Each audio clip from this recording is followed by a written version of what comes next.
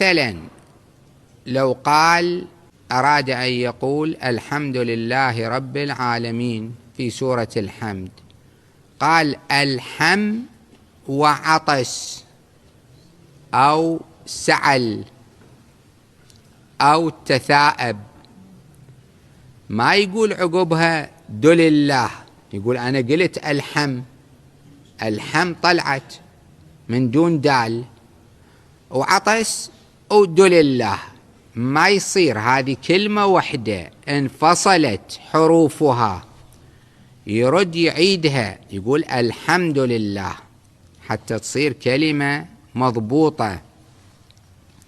أو قال مالك يوم أو عطس، قال الدين، انفصلت، مع أن هذه كلمة الدين كلمة غير كلمة يوم، لكن بينهما ارتباط. مالك يوم وعطس أو سعل، ما يقول الدين رأسا، يقول مالك يوم الدين، حتى يصير ارتباط بين الكلمات، فهذه لا بد من مراعاتها.